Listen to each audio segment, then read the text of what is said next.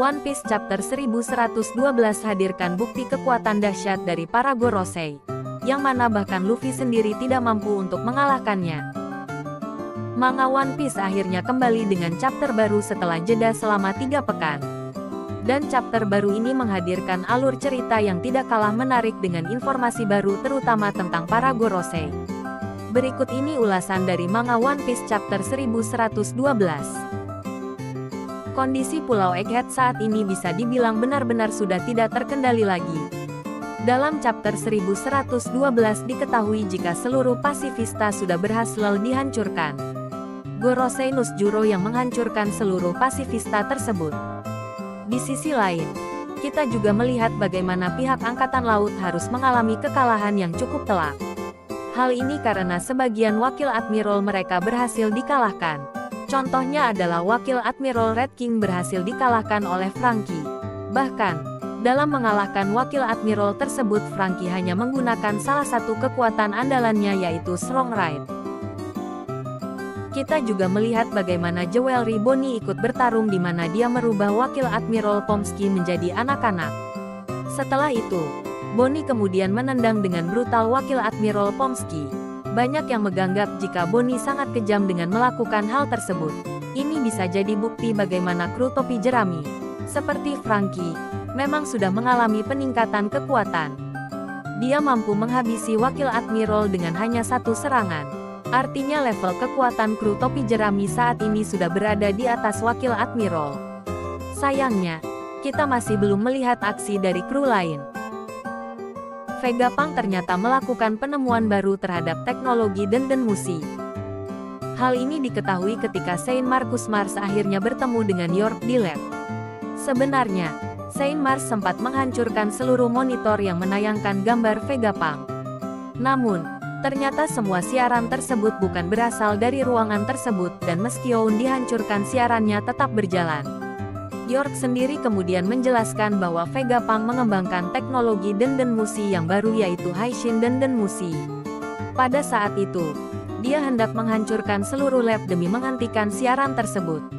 Namun, York mencegahnya karena menurutnya banyak hal penting yang ada di lab tersebut, termasuk ruangan untuk mengembangkan senjata seperti Mother Flame.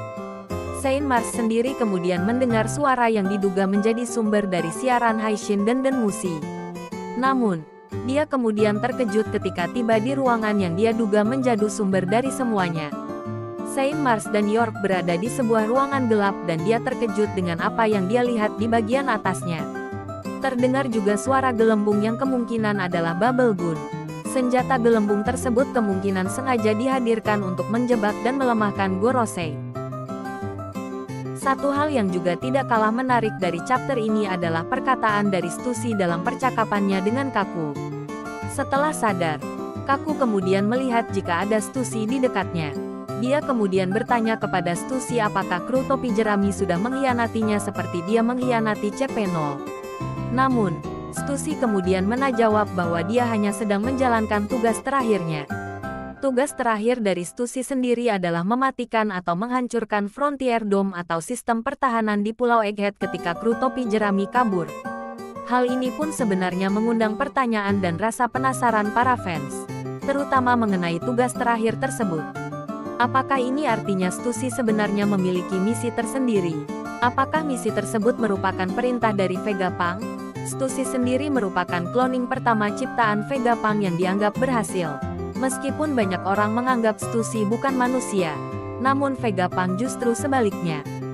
Dia tetap menganggap Stussy layaknya manusia pada umumnya dan mau menganggapnya sebagai sosok yang berharga. Apakah ini artinya tugas dari Stussy tersebut merupakan bentuk timbal baliknya? Bisa jadi. Di sisi lain, ada kemungkinan juga jika Vegapunk memiliki agenda tersendiri mengapa kemudian dia menciptakan Stussy. Salah satunya yang paling masuk akal adalah mengumpulkan informasi dari pihak World Government. Bisa jadi inilah yang kemudian jadi alasan mengapa Stussy memutuskan untuk menjadi agen Chiverpol. Tidak lain adalah untuk mengumpulkan informasi dan membaginya kepada Vegapunk. Kasusnya sendiri kemungkinan mirip seperti halnya yang terjadi kepada Sentomaru. Dia merasa berhutang budi kepada Vegapunk karena sudah merawatnya sedari kecil dan memberikannya makan. Dan saat ini, Sentomaru memutuskan untuk membela Vegapunk dan melindunginya. Bahkan, dia harus berhadapan dengan sosok yang menjadi mentornya, Kizaru. Menarik sebenarnya untuk mengulas lebih jauh hubungan antara Vegapunk dan Stussy. Poin terakhir dalam review One Piece chapter 1112 adalah bagaimana chapter ini mempertegas bukti kedahsyatan dari Gorosei. Bisa dibilang, level kekuatan Gorosei saat ini menjadi yang paling mengerikan dan paling kuat dari semua lawan yang pernah Luffy hadapi. GX mungkin sudah melihat bagaimana Kaido menjadi sosok paling dahsyat selama puluhan tahun. Kaido terkenal memiliki julukan sebagai makhluk buas paling kuat di dunia yang hampir tidak bisa dilukai oleh siapapun. Namun, kali ini, Oda Sensei coba memperlihatkan bagaimana Gorosei memiliki level kekuatan berkali-kali lipat dari Kaido. Sejauh ini, salah satu bukti kekuatan dari sosok Gorosei adalah bagaimana mereka tidak mempan untuk diserang oleh apapun bahkan oleh Gear 5. Awalnya, kita melihat bagaimana Gorosei Saturn dengan sukarela terkena serangan Bonnie. Namun, ternyata Saturn memiliki kekuatan generasi yang membuat luka tusukan Bonnie sembuh dengan cepat. Bukan hanya itu, serangan pukulan dahsyat dari Kuma pun bisa sembuh dengan sangat cepat. Puncaknya adalah pernyataan dari Luffy di chapter sebelumnya, di mana dia mengakui bahwa Gorosei merupakan sosok yang sangat tangguh. Mereka tidak bisa dilukai oleh serangan Gear 5 apapun. Setiap serangan yang Luffy lakukan terhadap Gorosei Saturn pasti akan pulih dengan sendirinya dengan sangat cepat. Bahkan, Luffy sendiri mengaku bahwa serangannya sia-sia. Yang menarik kemudian adalah di chapter 1112 terungkap bagaimana justru Luffy yang harus terluka ketika menyerang Gorosei. Padahal, dia menggunakan salah satu teknik gomu-gomu terkuat yaitu Red Rock. Dalam chapter tersebut diketahui bagaimana Luffy mencoba untuk bertarung menghadapi Gorosei Jupiter dan juga Warkuri. Namun, ketika Luffy mencoba menyerang Gorosei Warkuri justru dia terluka. Ini seolah jadi petunjuk lain jika Gorosei memang bukan sosok sembarangan.